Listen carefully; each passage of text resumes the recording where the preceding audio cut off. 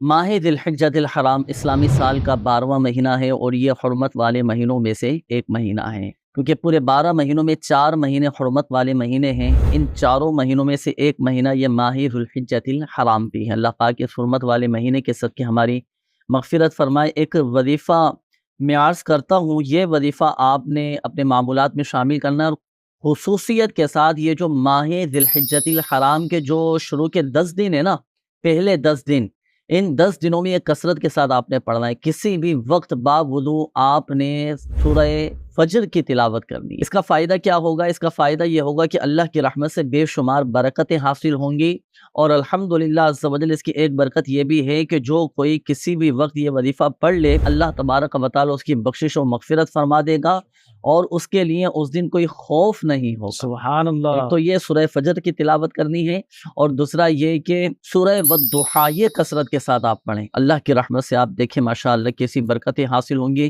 اور اس کی ایک فضیلت یہ بھی ہے کہ اللہ تبارک و تعالی آگ سے نجات عطا فرمائے گا۔ اسی طرح ایک اور وظیفہ خاص عشرہ ذی الحجہ کے حوالے سے وہ یہ کہ اللہ پاک کے آخری نبی صلی اللہ تعالی علیہ وآلہ وسلم نے ارشاد فرمایا کہ عشرہ ذی الحجہ سے زیادہ اللہ تبارک و تعالی کے نزدیک کوئی بھی دن عظیم نہیں ہے، نہ ان دنوں سے بڑھ کر کسی دن کا نیک عمل اللہ کے یہاں محبوب ہے۔ تو اللہ کے رسول صلی اللہ تعالی علیہ وآلہ وسلم نے ارشاد فرمایا، لہذا ان دنوں میں تحلیل کرو۔ تحلیل کیا؟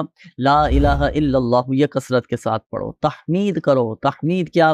الحمدللہ کثرت کے ساتھ پڑھو، اور تکبیر کہو، یعنی اللہ اکبر۔ تو سبحان اللہ والحمدللہ ولا الہ الا اللہ واللہ اکبر یہ کثرت کے ساتھ پڑھیں، تاکہ ان دنوں کی ہمیں یہ برکتیں حاصل ہوتی رہیں۔